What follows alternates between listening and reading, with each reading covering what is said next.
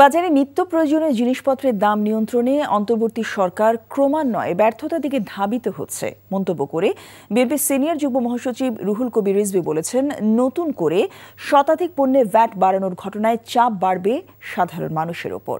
সকালে রাজধানী নয়াপল্টনে বিএনপির কেন্দ্রীয় কার্যালয়ের সংবাদ সম্মেলনে সব কথা বলেন তিনি।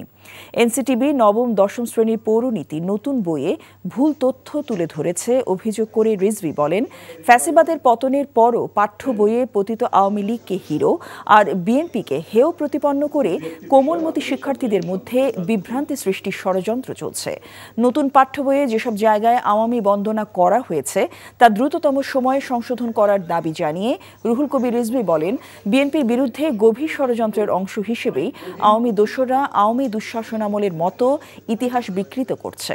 অবিলম্বে জাতীয় শিক্ষাক্রম ও পাঠ্যপুস্তক বোর্ডের এনসিটিভির ভেতরে বাইরে সহ সকল পর্যায় থেকে ফ্যাসিবাদের দোষরদের চিহ্নিত করে তাদের বিরুদ্ধে কঠোর আইনানুগ ব্যবস্থা গ্রহণ করতে হবে। দ্রব্যমূল্যের লাগামহীন ঊর্ধ্বগতিতে দিশেহারা মানুষ, এর মধ্যে মরার উপর খাড়ার ঘা হিসাবে চলতি 2024-25 অর্থ বছরের মাঝপথে এসে শতাধিক পণ্য ও সেবার উপর মূল্য সংযোজন কর বা ভ্যাট এবং সম্পূরক শুল্ক বাড়িয়েছে সরকার।